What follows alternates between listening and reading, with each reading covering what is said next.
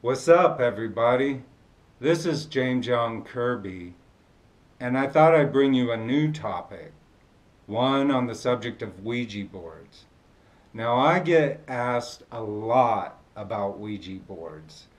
I am not a scholar, so I haven't studied Ouija boards all my life, but my experience with Ouija boards more than makes up for any type of scholarly knowledge.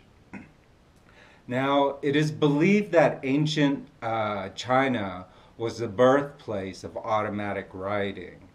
And with automatic writing, they called it Fuji. And they had a planchette where they it was like a long piece of wood. And oftentimes it was held by someone that was illiterate. And they would scratch into sand with this long piece of wood. It was in a V shape or a Y shape. And so it is believed that that concept was the birth of the American Ouija board. Now, as you can see, a Ouija board is a flat board with letters of the alphabet, A through Z.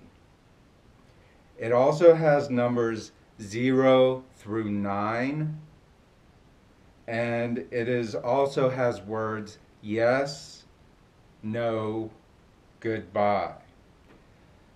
And it is also decorated with various graphics, as you can see. This is probably the type of Ouija board that is the most known in terms of the basic outline and structure and layout of the board.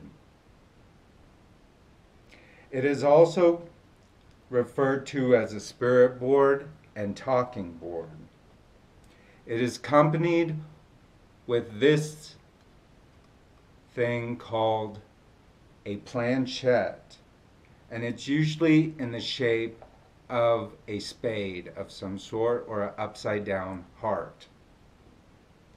Participants of the Ouija board place their fingers on the planchette, and it supernaturally moves around the board, spelling out answers to the questions posed by the participants.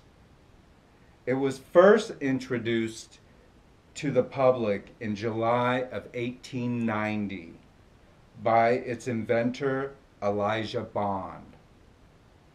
Occultists and spiritualists used the Ouija board as a means to communicate with spirits. It is assumed to be associated with demonic possession by Christian fundamentalists. Occultists caution against inexperienced novices from using the Ouija board. The scientific community claims that the phenomenon is based on an ideomotor effect, which means it is caused by unconsciously manipulating the planchette to move.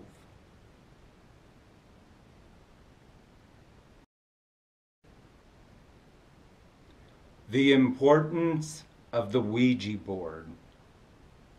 The Ouija board is an important asset and contribution to the American spiritual movement, in which it is a cultural item that is exclusive to the American society, culture, and tradition of spirit communication.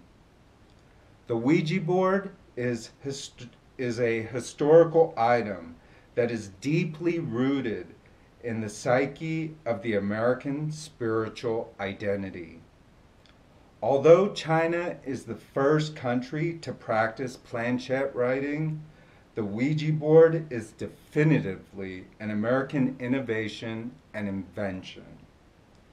In 1886, the United States of America became obsessed and enamored with using the Ouija board in order to communicate with spirits of the dead relatives who had died in the American Civil War.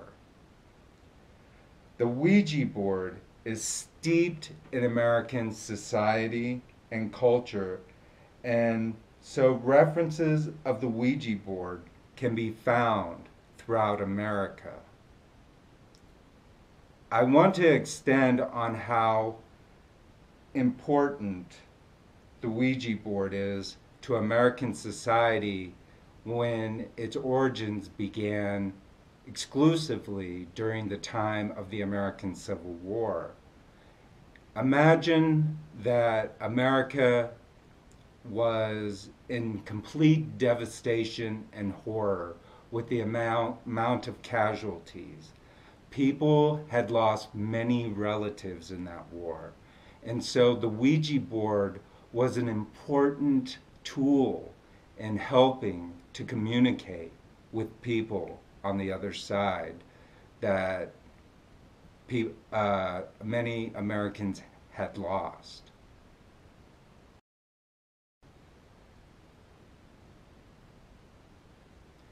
Is the Ouija board dangerous? Here is a disclaimer. Always have a psychic present when participating in a Ouija board session. The examples of history for the use of the Ouija board has always been guided by a psychic, because a psychic can ensure the proper use of the Ouija board. Cleansing before and after the session is a requirement in order to protect against attachments of spirits or malevolent entities. The analogy that I often use when using the Ouija board is that this is how I view the Ouija board. It is the only payphone available on a busy New York City street in the early 1970s, where everyone and their dogs are trying to get on the same payphone. Imagine the lines of spirits hovering around you, trying to get in on the conversation. So, when you think about that, there are like all these spirits around us because they're all energy, and people die and people are born. But when people die, their energy still exists, sometimes as ghosts. Well, just imagine how many people are trying to get in on this one ancient cell phone to the other side. So, this is why I thoroughly and adamantly warn people who want to use a Ouija board to get a psychic to facilitate the session. Because in the American Civil War, when they were using the Ouija board, it was always guided by a psychic during each session. So as history guides us and teaches us, we should also use those examples and apply them to our modern day understanding of spiritual items and cultural items and historical items that have specific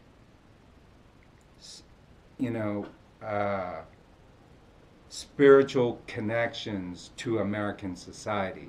So like I said, always have this guided by a psychic.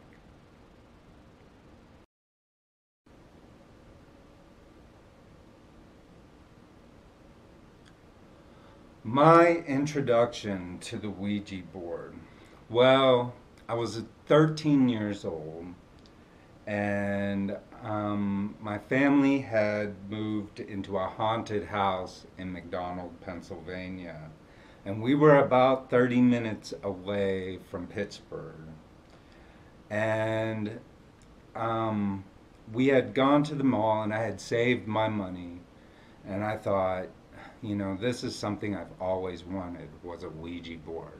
Because I always thought, I always wanted, what it was like. And I thought at the age of 13, this would be the perfect item to go ahead and try it out. And we were living in a haunted house at the time, so it seemed like the most viable option that I had. But the house was built by African slaves during the early 1800s to late 1700s.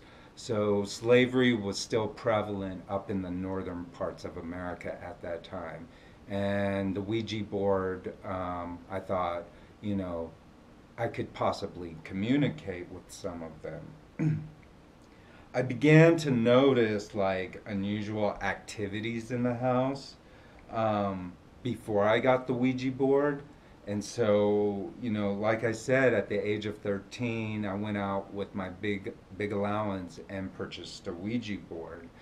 And but there were things going on in the house, and I thought, yeah, I had to intervene in the situation somehow, some way. And I thought the only option I had available to me at the time, it was like the early 90s, was a Ouija board. So I would play the Ouija board myself, and the apparitions in the house began to become more visible and more interactive.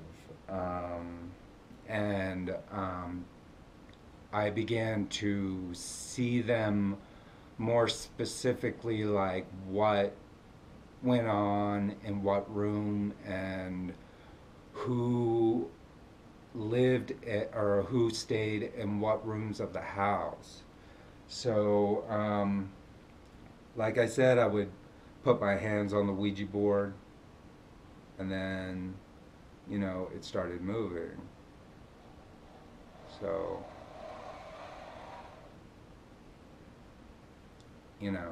I've always had the ability to do this. So I was given the option to do it.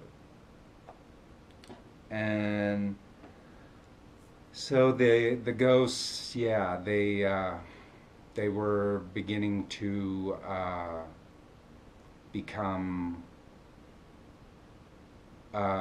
way more I don't know, I would say social with me.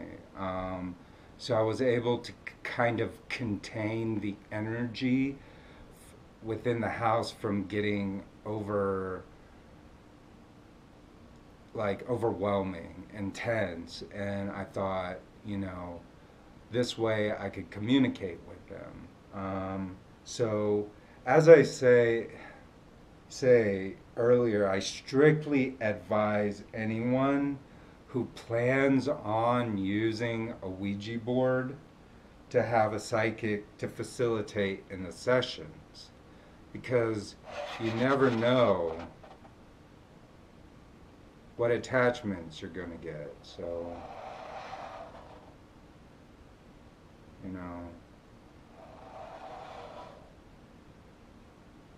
and then you must purify the item and make sure that everything's right with the Ouija board.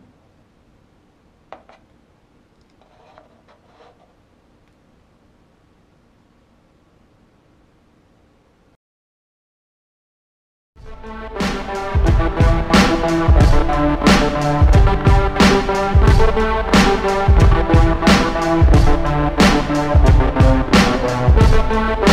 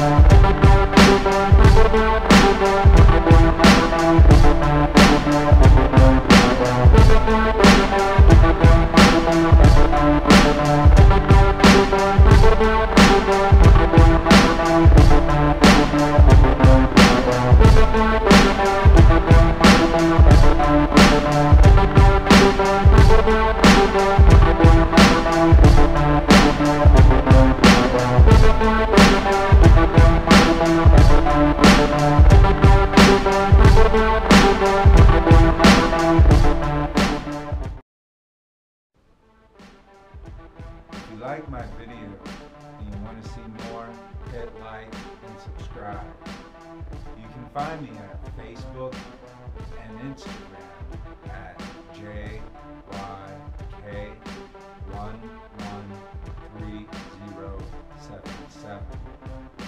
You can also find me at Twitter